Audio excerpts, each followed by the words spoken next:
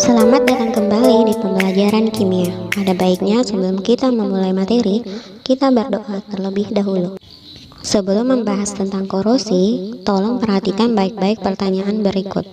Menurut kalian, apa perbedaan dari kedua gambar ini? Kemudian yang kedua, tolong ceritakan proses berikut sesuai dengan bahasa kalian masing-masing. Silahkan tuliskan jawaban kalian. Nah, agar kalian bisa mengetahui jawaban dari kedua pertanyaan sebelumnya, mari kita bahas tentang korosi, yang dimulai dari definisi korosi. Korosi atau peristiwa perkaratan merupakan peristiwa kerusakan logam karena terjadinya reaksi kimia antara logam dengan zat-zat di lingkungannya membentuk senyawa yang tidak dikehendaki. Proses perkaratan besi adalah peristiwa teroksidasinya logam besi oleh oksigen yang berasal dari udara. Karena besi memiliki potensial reduksi sebesar minus 0,44 dan terletak sebelah kiri pada deret volta, sehingga besi sangat mudah mengalami oksidasi. Secara umum, korosi juga bisa diartikan sebagai rusaknya benda-benda logam akibat pengaruh lingkungan. Peristiwa korosi juga dapat diartikan sebagai proses degradasi terhadap material yang berbahan dasar logam, baik yang murni maupun dalam bentuk alloy, karena proses kimia redoks atau karena efek internal maupun reaksi terhadap lingkungannya.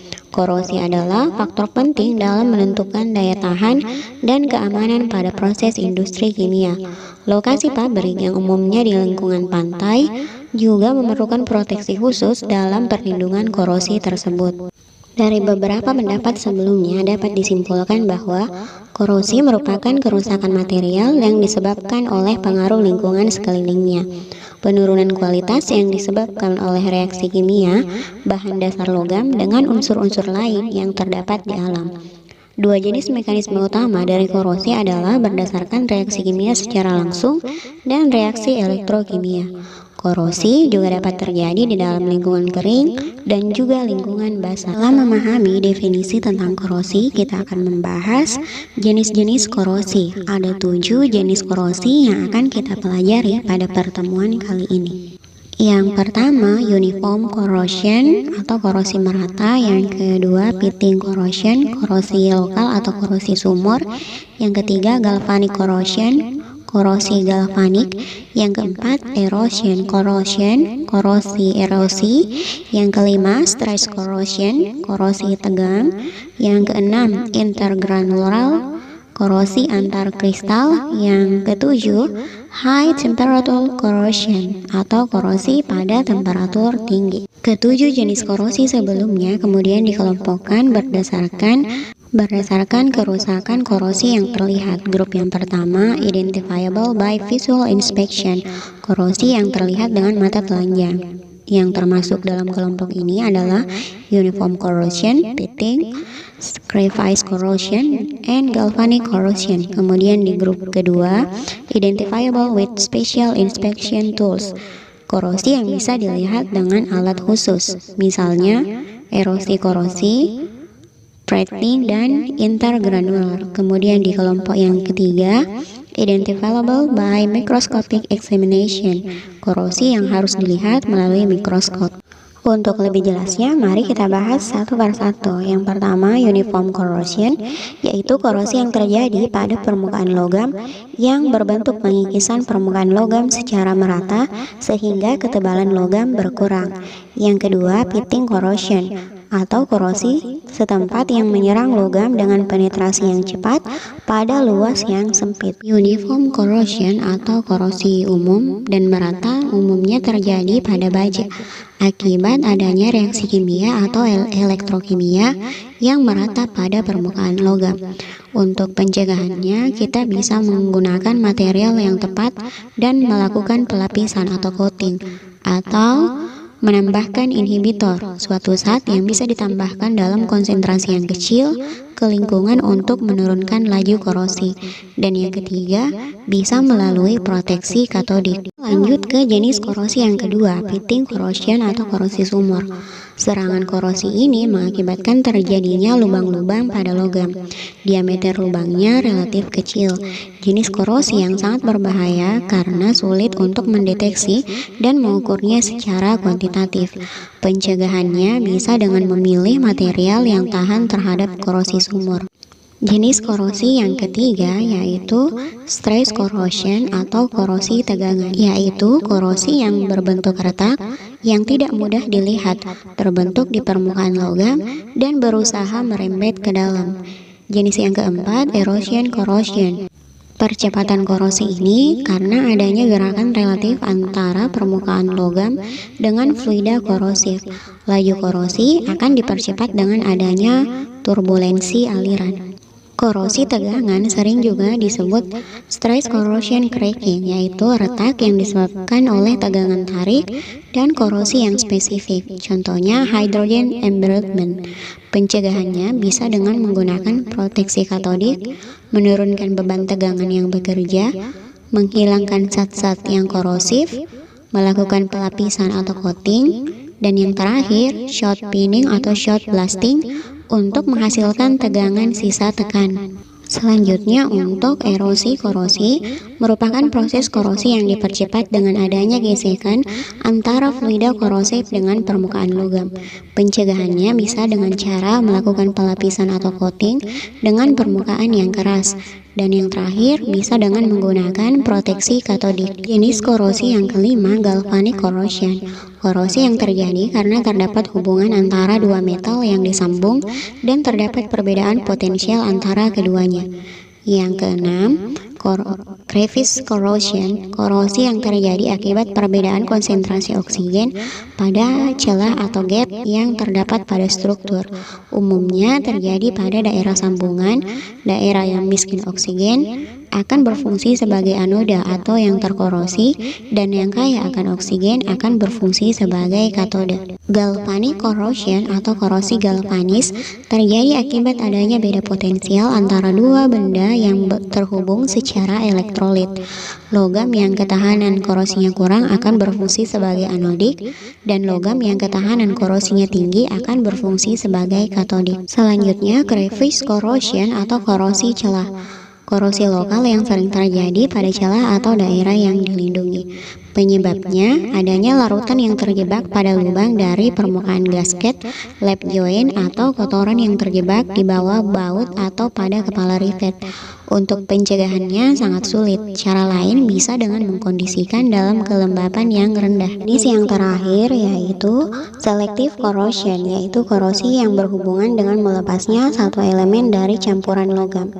Penghilangan satu elemen dari suatu paduan padatan melalui proses korosi, contohnya penghilangan seng pada paduan beras atau kuningan, penghilangan aluminium atau kobalt atau besi atau kromin dari paduannya. Untuk pencegahannya, yang pertama bisa mengurangi zat-zat yang agresif pada fluida kerja, yang kedua bisa melakukan proteksi katodik, dan yang terakhir mengurangi unsur yang terkorosi, misalnya red brass, sekitar 15% logam seng. Setelah memahami definisi dan jenis-jenis korosi, kita lanjut ke proses terjadinya korosi. Secara umum, proses terjadinya korosi dapat dibagi menjadi dua, yaitu proses karena reaksi kimia dan korosi elektrokimia. Korosi merupakan proses atau reaksi elektrokimia yang bersifat alamiah dan berlangsung dengan sendirinya. Oleh karena itu, korosi tidak dapat dicegah atau dihentikan sama sekali. Korosi hanya bisa dikendalikan atau diperlambat lajunya sehingga memperlambat proses perusaknya. Korosi karena proses kimia merupakan serangan korosi secara langsung, tanpa adanya aliran listrik pada logam. Contohnya adalah berkaratnya baja dalam udara terbuka.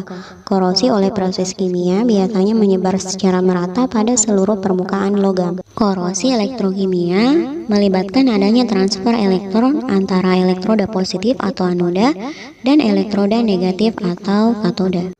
Menurut Sudarmo, proses korosi dapat dijelaskan secara elektrokimia, misalnya pada proses perkaratan pada besi yang membentuk oksida besi, besi 3 oksida XH2O. Secara elektrokimia, proses perkaratan besi adalah proses teroksidasinya logam besi oleh oksigen yang berasal dari udara. Untuk persamaan reaksinya bisa kita lihat di sini. Reaksi pada anoda besi teroksidasi menjadi ion besi Fe2+, sedangkan pada katoda terjadi reaksi antara oksigen air yang menangkap 2 elektron dan menghasilkan larutan hidroksida. Logam besi yang letaknya jauh dari permukaan kontak dengan udara akan dioksidasi menjadi ion Fe2+. Ion ini larut dalam tetesan air. Tempat terjadinya reaksi oksidasi di salah satu ujung tetesan air ini disebut anode. Ion Fe2+ yang terbentuk bergerak dari anode ke katode melalui tetesan air. Sedangkan elektron mengalir dari anode ke katode melalui logam. Elektron ini selanjutnya mereduksi oksigen dari udara dan menghasilkan air. Ujung tetesan air tempat terjadinya reaksi reduksi ini disebut katode. Sebagian oksigen dari udara larut dalam tetesan air dan mengoksidasi ion Fe2+ menjadi 3+ dan membentuk karat besi. Nah, secara umum, proses terjadinya korosi besi bisa dirangkum dalam chart berikut. Yang pertama, logam besi teroksidasi sehingga menghasilkan ion Fe2+ dan elektron. Reaksi oksidasi pada logam besi terjadi pada anoda. Selanjutnya, elektron yang dihasilkan akan mengalir menuju katoda yang akan mereduksi oksigen dan ion H+ di udara bebas sehingga menghasilkan air.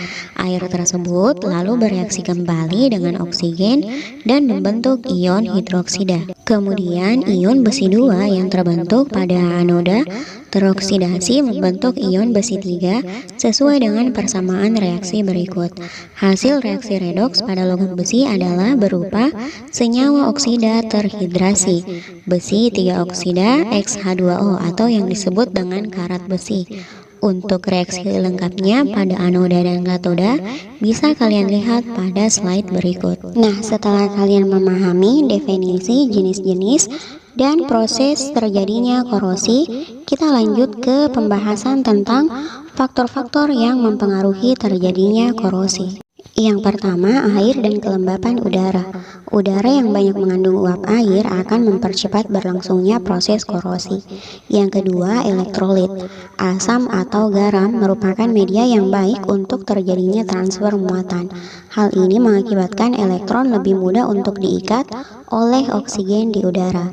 Yang ketiga, permukaan logam yang tidak rata. Permukaan logam yang tidak rata memudahkan terjadinya kutub-kutub muatan yang akhirnya akan berperan sebagai anoda dan katoda. Faktor yang keempat, keberadaan zat pengotor. Zat pengotor di permukaan logam dapat menyebabkan terjadinya reaksi reduksi tambahan sehingga lebih banyak atom logam yang teroksidasi. Faktor yang kelima, terbentuknya sel elektrokimia. Terbentuknya sel elektrokimia ini dilatar belakangi oleh adanya dua permukaan logam yang saling bersinggungan dan memiliki perbedaan potensial elektroda. Yang keenam, temperatur. Suhu panas akan meningkatkan energi kinetik partikel yang memicu terjadinya korosi. Faktor yang ketujuh, tingkat keasaman atau pH. Larutan asam atau yang memiliki pH lebih kecil dari 7 mampu membuat korosi lebih cepat terjadi dibandingkan larutan yang tidak asam. Yang kedelapan, mikroba. Hal ini disebabkan karena mikroba tersebut mampu mendegradasi logam melalui reaksi redoks untuk memperoleh energi bagi keberlangsungan hidupnya. Atau secara umum, korosi terjadi bila ada 4 faktor yang saling melengkapi. Yang pertama, anoda, tempat di mana reaksi oksidasi atau korosi terjadi dan arus mengalir ke lingkungan. Yang kedua, katoda, tempat di mana reaksi reduksi terjadi. Yang ketiga, elektrolit, ionic current path, pembawa arus atau jembatan arus antara anoda dan katoda. Dan yang terakhir, yang keempat, transfer elektron atau electronic path, hubungan listrik atau arus antara katoda dan anoda yang melewati metal atau logam untuk melengkapi sirkuit. Setelah memahami definisi, jenis-jenis, proses terjadinya korosi dan faktor penyebab korosi, pembahasan kita lanjut ke yang terakhir, cara mengatasi dan mencegah korosi. Kita mulai dari prinsip mencegah korosi. Reaksi elektrokimia adalah reaksi yang melibatkan elektron, dan elektron mengalir dari anoda dan katoda. Bila salah satu dari keempat faktor, anoda, katoda, jembatan arus, dan transfer elektron di atas tidak ada atau dihilangkan, maka korosi tidak akan terjadi. Nah, salah satu caranya yang pertama, menghilangkan anoda, maka tidak akan ada reaksi oksidasi sehingga korosi tidak terjadi, atau menghilangkan katoda sehingga tidak ada reaksi reduksi, dan korosi juga tidak akan terjadi. Yang ketiga, menghilangkan elektrolit atau jembatan arus. Tidak ada arus mengalir lewat lintasan ion sehingga korosi tidak terjadi. Misalnya menghilangkan air. Yang keempat, menghilangkan transfer elektron misalnya dengan melakukan pelapisan atau coating atau mengecat permukaan logam. Alternatif lain yang bisa digunakan yang pertama, pemilihan material, misalnya menggunakan material yang lebih tahan korosi. Yang kedua, coating atau memberi lapisan pelindung yang tahan korosi pada permukaan material. Yang ketiga, memberikan perlakuan khusus pada lingkungan, misalnya menambah inhibitor, menghilangkan elemen-elemen yang bersifat korosif, misalnya air. Yang keempat, mengubah potensial dengan melakukan proteksi anodik atau katodik. Dan yang kelima, memperbaiki desain, misalnya stress relieving dan lain-lain. Nah, untuk lebih jelasnya dari kelima proses ini, mari kita bahas satu persatu. Yang pertama, memilih material yang tahan korosi atau memodifikasi sifat logam dengan cara alloying. Yang bisa digunakan di sini, stainless steel atau paduan baja tambah nikel dan krom. Kemudian tahan pitting korosi, contohnya paduan baja dan molybdenum, dan paduan tahan asam, misalnya baja tambah silikon. Cara yang kedua, melakukan refining atau menghilangkan kandungan belerang dan karbon pada baja. Teknik yang kedua, membuat lapisan pelindung atau protective coating. Prinsipnya melindungi logam dari lingkungannya. Ada dua macam yang bisa digunakan. Yang pertama, logam bisa dicelup, disepuh atau electroplating, disemprot atau dibungkus. Atau untuk material non-logam secara permanen, memberi email, resin, atau dicat. Untuk yang tidak permanen bisa dengan melumuri minyak, lemak, atau oli. Teknik yang ketiga, memodifikasi lingkungan. Bisa dengan cara menghilangkan semua senyawa yang merangsang terjadinya korosi, misalnya oksigen, asam, garam, uap air, dan debu. Yang kedua, memberi inhibitor atau bahan dalam jumlah kecil ditambahkan pada lingkungan sekitar logam akan menurunkan kecepatan korosi. Teknik yang keempat, proteksi katodik atau anoda korban. Bahan yang akan dilindungi dihubungkan dengan logam lain yang lebih elektronegatif sebagai korban. Hal ini cocok untuk pipa baja yang ditanam dalam laut atau dalam tanah. Dan teknik yang terakhir, yang kelima, memperbaiki desain peralatan. Misalnya dengan menghindari bentuk peralatan dengan profil U, T, L yang menyebabkan air terakumulasi pada sudut-sudut sehingga terjadi korosi. Dari pembahasan sebelumnya dapat disimpulkan bahwa korosi merupakan masalah teknis dan ilmiah yang serius. Di negara-negara maju sekalipun, masalah ini secara ilmiah belum tuntas terjawab hingga saat ini. Selain merupakan masalah ilmu permukaan yang merupakan kajian dan perlu ditangani secara fisika, korosi juga menyangkut kinetika reaksi yang menjadi wilayah kajian para ahli kimia. Korosi juga menjadi masalah ekonomi karena menyangkut umur, penyusutan, dan efisiensi pemakaian suatu bahan maupun peralatan dalam kegiatan industri. Miliaran dolar telah dibelanjakan setiap tahunnya untuk merawat jembatan, peralatan, perkantoran, kendaraan bermotor, mesin-mesin industri, serta peralatan elektronik lainnya agar umur konstruksinya dapat bertahan lebih lama. Manfaat dari penanggulangan korosi adalah yang pertama, mengurangi kos atau biaya akibat terjadinya korosi. Misalnya dengan mereview dan melaksanakan rencana-rencana untuk mengurangi kos. Yang kedua, mengurangi resiko akibat kegagalan. Misalnya memberikan aspek-aspek safety dan menganalisa bentuk-bentuk kegagalan. Dan yang terakhir, develop new markets untuk corrosion control product dan service. Nah, itulah pembahasan kita tentang materi korosi. Semoga bermanfaat. Sampai jumpa di pertemuan selanjutnya.